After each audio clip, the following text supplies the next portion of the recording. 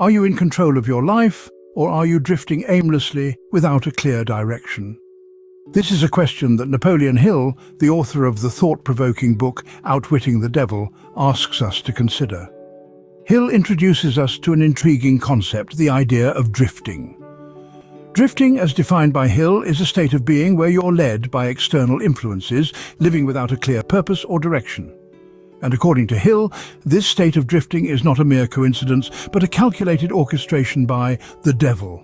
The devil, a symbolic representation of our inner demons and societal pressures, is said to control 98% of the population through this art of drifting.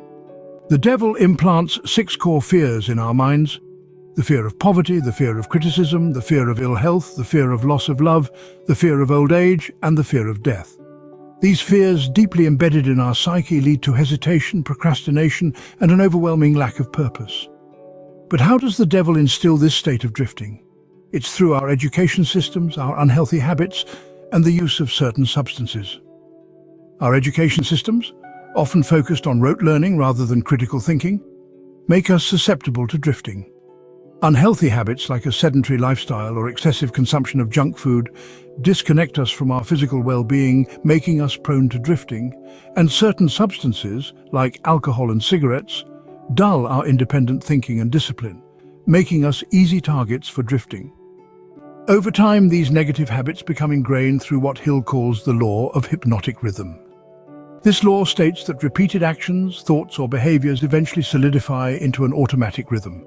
This rhythm, once established, is incredibly difficult to break, ensuring that drifters remain drifters.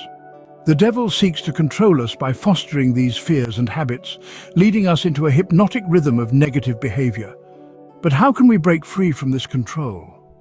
The answer lies in understanding and implementing Hill's 7 principles for becoming a non-drifter, which we will explore in the next scene.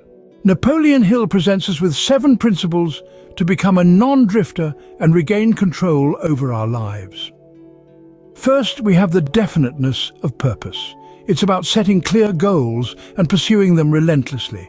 Imagine a ship setting sail without a destination. It would drift aimlessly, wouldn't it? Your life is that ship, and your purpose is the destination. Without a definite purpose, you too may drift aimlessly. Next is mastery over self.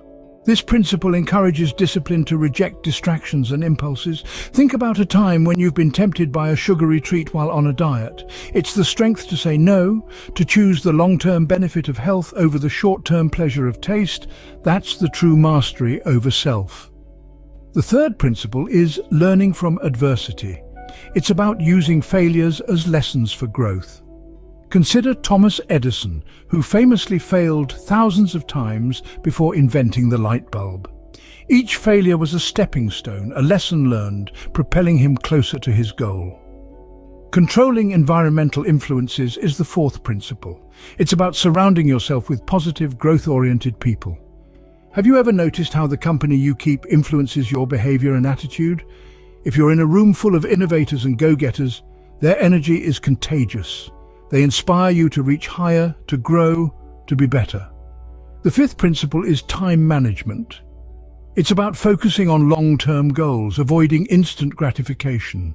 It's like a farmer who plants seeds and patiently tends to them, knowing the harvest will come in time. He doesn't dig up the seeds the next day, expecting to find fully grown crops. Harmony comes next. It's about balancing your mental, physical, and spiritual well-being. Imagine a stool with 3 legs.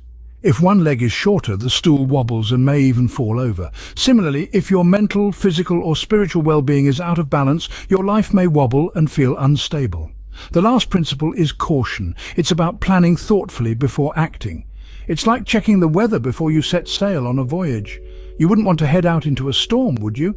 Similarly, you wouldn't want to rush into a decision or action without careful consideration of the potential outcomes. These 7 principles are not just rules to live by. They are the keys to unlock a life of purpose, discipline, and fulfillment. They help us to steer clear of drifting, that insidious force that can lead us astray, and provide us with the tools to navigate the seas of life with confidence and control. But remember, these principles are not a one-time solution. They require continuous effort, practice, and self-reflection. They're not a quick fix, but a lifelong commitment to personal growth and self-improvement. By adopting these principles, we can break free from the hypnotic rhythm of drifting and steer our lives towards success and fulfillment. Above all, Hill emphasizes one essential element for success: discipline.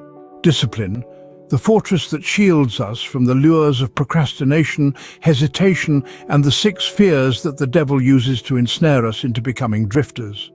This is the tool that enables us to implement the 7 principles, to set clear goals, to reject distractions and impulses, to learn from adversity, to surround ourselves with positive influences, to manage our time effectively, to keep mental, physical, and spiritual harmony, and to act with caution. Discipline, unlike fleeting motivation, is a constant companion. It's the driving force that propels us forward, even when the path is steep and the journey arduous. It's the catalyst that sparks lasting change and the architect of our destiny. Though the book was written over 80 years ago, its lessons remain highly relevant today, reminding us that true success begins with mastering our inner world.